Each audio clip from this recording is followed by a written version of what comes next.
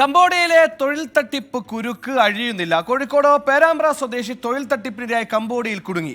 കൂത്താളി സ്വദേശി രാജീവനാണ് മാസങ്ങളോളമായി കംബോഡിയയിൽ കുടുങ്ങിക്കിടക്കുന്നത്. രാജീവിനെ നാട്ടിലെത്തിക്കണമെന്നാവശ്യപ്പെട്ട കേന്ദ്ര സംസ്ഥാന സർക്കാരുകൾക്ക് കുടുംബം പരാതി നൽകി.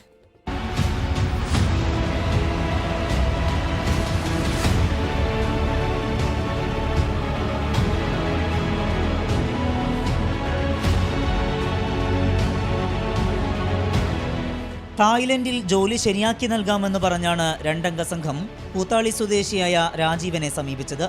ജോലിക്കായി 1.84 ലക്ഷം രൂപയും ആവശ്യപ്പെട്ടു. പണം നൽകിയ രാജീവനെ സംഘം എത്തിച്ചത് കംബോഡിയയിൽ. ഓൺലൈൻ തട്ടിപ്പുമായി ബന്ധപ്പെട്ട ജോലിയാണ് അവിടെ ചെയ്യാനുള്ളത് എന്ന് മനസ്സിലായതോടെ രാജീവൻ രക്ഷപ്പെടാൻ ശ്രമിച്ചു. ഇതിനിടയിലാണ് പോലീസിന്റെ പിടിയിലായത്. സെപ്റ്റംബർ 14 വൈകുന്നേരം വരെ അച്ഛൻ എന്നെ വിളിച്ചിട്ടുണ്ട്. അതിനുശേഷം അച്ഛൻ്റെ യാതൊരു വിവരവുമില്ല. 2 മാസമായി ഇപ്പം അച്ഛൻ മിസ്സിങ് ആയിട്ട്. അച്ഛൻ ഉള്ള സ്ഥലത്തു നിന്ന് ഒരാൾ, ഒരു മലയാളി ഞങ്ങളെ വിളിച്ചിട്ടുണ്ട്.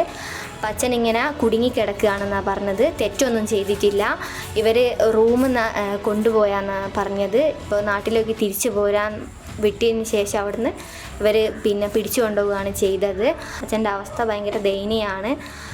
ആരോഗ്യനിലയൊക്കെ ഭയങ്കര ഗുരുതരാണ്. രാജീവനെ നാട്ടിലെത്തിക്കണമെന്നാവശ്യപ്പെട്ട് കുടുംബം കേന്ദ്ര സംസ്ഥാന സർക്കാരുകൾക്കും ഇന്ത്യൻ എംബസിക്കും പരാതി നൽകി.